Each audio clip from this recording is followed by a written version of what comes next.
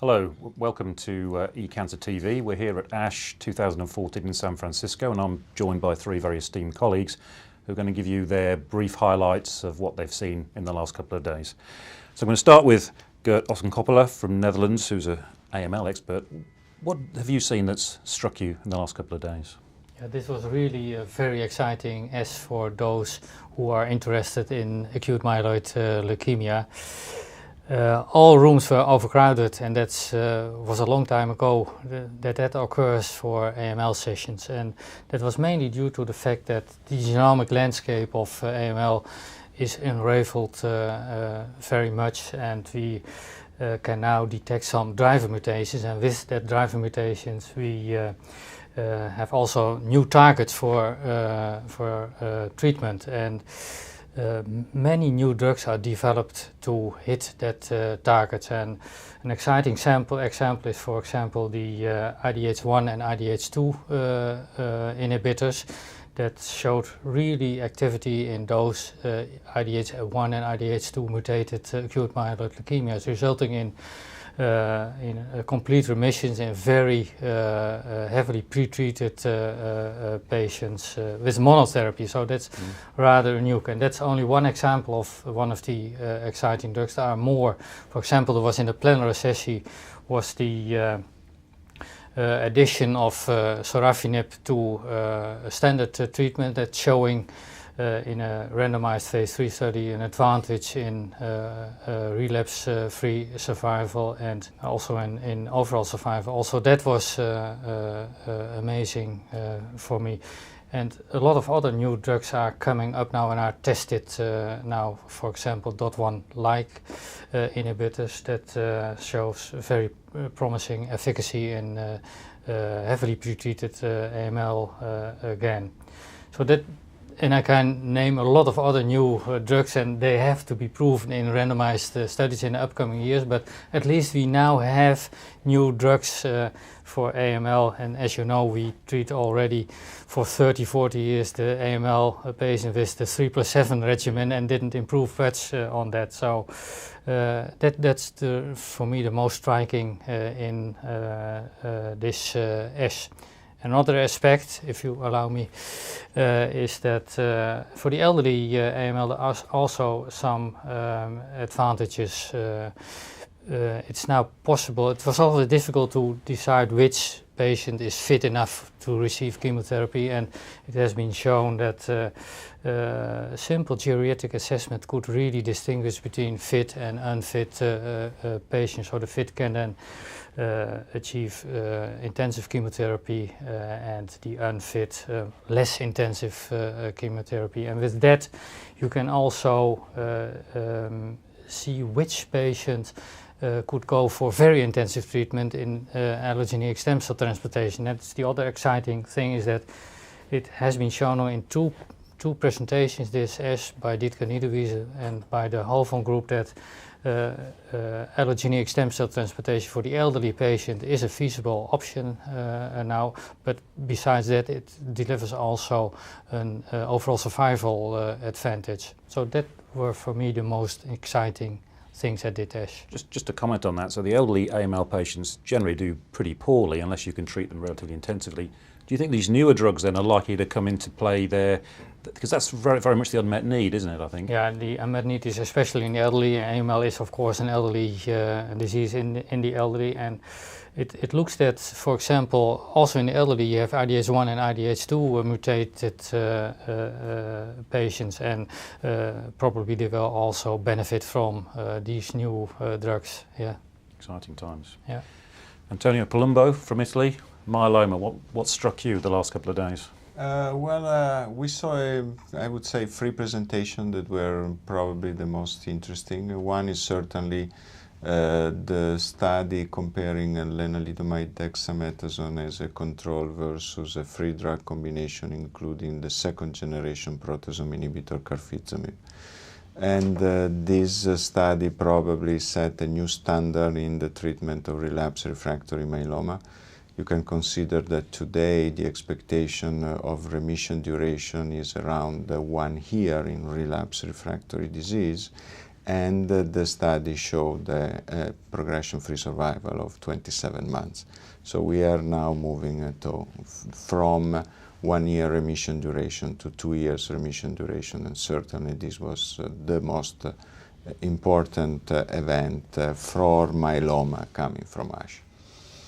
The second one is certainly coming from the CD38 antibody. We have been so jealous of you lymphoma guys and wanted to have our R-CHOP. And the great expectation today is to have a sort of R-CHOP for myeloma. And therefore the CD38 is the antigen number 1 to hit in this disease.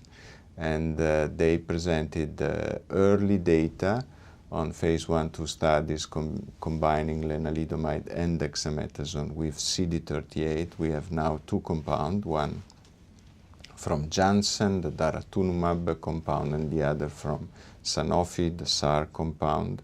And the interesting data, I would say, in relapse refractory myeloma, they were able to show a VGPR rate up to 60%. So that was the other important issue. And the third is coming also for a novel agent that will probably come and become important for myeloma. We might have an oral proteasome inhibitor, ixazomib, and they've been using as a continuous treatment after induction for a myeloma patient. And the two novelty is one, the opportunity of have an oral proteasome inhibitor, and second, they were able to show an increase in response, an upgrade of response in more than 50% of patients during maintenance and continuous treatment. So this, I would say, would be the major finding, at least I could see at this ASH. So exciting times and new drugs. We had this conversation last time you and I met. If you put these newer drugs together again, do you think potential to challenge transplant, is that going to happen again, do you think? The transplant is still there. We had an educational, and our French colleague was absolutely positive, and I agree with him. The transplant is still absolutely a must for the younger patient today. Tomorrow, I don't know, but today, even with the second generation proteasome inhibitor, I think the transplant should be part of the induction treatment. Okay. Peter Hillmen, professor from Leeds, good friend of mine. CLL, Pete, what have we learnt the last couple of days? I think the main story has really been in the therapy of CLL, and we've had really 3 main themes. One has been the clarification of chemoimmunotherapy, and there's always been the question mark of is FCR or bendamustine rituximab the most appropriate therapy. We had the update of the German CLL-10 trial, which really shows clearly that FCR gives better responses, and with a price of some extra toxicity. And I think it remains the gold standard for patients who are fit. There's some discussion about the 65-year-old and plus patients who are fit, whether bendamustine rituximab could be useful for that group of patients, but we don't really have the data yet to show that. And alongside that, in patients who achieve MRD negative remissions have a better outcome. That was clearly shown. And in maintenance with rituximab and ofatumumab with 2 randomized phase 3 trials, which suggest that in the early follow-up, the least progression-free survival is prolonged with either rituximab or ofatumumab from the Austrian and the Hoven groups. They're quite short follow-up, and we really need to see longer follow-up, more overall survival data before we can really change the treatment, but they are phase 3 trials. And the second big story has been the further clarification of some of the small molecules. So the B-cell receptor antagonists, particularly the PI3 kinase delta, idelalisib plus rituximab trial, and ibrutinib, BTK inhibitors. So we've seen clarification of the 2 randomized phase 3 trials, and for idelalisib 116, which has shown now data beyond a year, which was we saw it earlier on last year's ASH, where it was very short follow-up, again overall survival advantage, clear advantage for the poorest patients, for the 17p 11q deleted patients, and no difference between those patients and those without high risk in the relapsed refractory setting with idelalisib. Again, ibrutinib, we've seen the further clarification of the RESONATE trial now out to beyond a year, again survival advantage for single agent ibrutinib. And Susan O'Brien presented the first data in 144 patients with 17p deleted CLL, specifically with ibrutinib. Short follow-up, but very good responses, much better than we've seen with chemoimmunotherapy. I think the third sort of major story is around the combination of these molecules, particularly ABT-199, which is the BCL2 inhibitor, which we've seen for the first time, I think, at ASH, the combination with rituximab. And in that phase 1, phase 2 trial, which Andrew Roberts presented, we're seeing very high CR rates actually for relapsed refractory disease, and 13 out of 55 patients achieved MRD negative remissions. And I think one of the most exciting aspects of that is that 5 of those patients stopped therapy when they're MRD negative and remain in remission. In fact, some of them longer than they were on the ABT-199 treatment. So I think we're now moving towards an era where we can use combinations of therapies to achieve very deep remissions and stop treatment, which is going to be important for the indolent lymphomas and CLL with these novel agents. Yeah, that was dramatic, wasn't it? And I guess that's the challenge, putting the best combination together and then stopping and then seeing what happens from a financial toxicity more than anything else. I think as well, I mean, we don't want patients to remain on treatment. Patients don't want to remain on treatment if they don't need to. And we know from the chemoimmunotherapy era and transplant protocols over years that achieving a minimal residual disease negative remission is associated with much better outcome. And this is the first evidence that we can achieve it with small molecules and no chemotherapy, and that we can stop it and they still remain in remission. So that has to be our aim of therapy. And I think that links nicely really to the indolent lymphomas of mantle cell lymphoma, where similar approaches and similar drugs are being used. Yeah, absolutely. I've just come here from a session listening to Michael Wang present the data on ibrutinib plus rituximab in relapsed mantle cell lymphoma.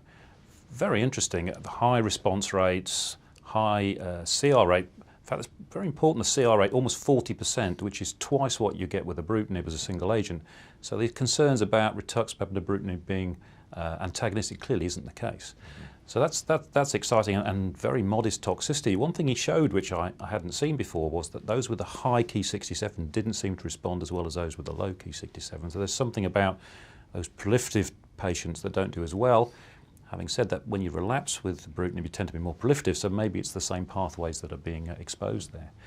We've also just seen lenalidomide plus rituximab frontline, again, very high response rates, but it was labelled as a cytotoxic approach, and yet 50% of patients had grade 3/4 neutropenia. So just because things aren't chemotherapy doesn't mean they don't come with toxicity. And I guess the thing that's probably going to impact the quickest is we saw a public presentation earlier about rituximab maintenance post-autograft, randomised trial showing a benefit. So maintenance post-autograft is exactly the same as maintenance post-chemotherapy in older patients. So, a recurring theme. But yes, it's going to be very similar, I guess. We're going to be putting novel combinations together, and then the challenge is how we do that and for how long we do that. I'm not sure how we manage that. MRD, I guess, is the key here. I think so, and it may be different between mantle cell and CLL, but because of the proliferative rate of mantle cell. But likewise in CLL, we're seeing that these molecules that target B cell receptor signaling and proliferation seem to have a quicker effect in patients who have got very proliferative disease, which is, I guess, similar to what you're seeing in mantle. So very exciting times, novel agents coming to the fore, led very much historically with myeloma. We've seen huge advances latterly in CLL and mantle cell and other lymphomas, and now very exciting in AML. I think the disease probably held back a little bit compared to the other hematological malignancies, but it's exciting times, and I guess the next year or so we're going to see some great advances. Thank you very much.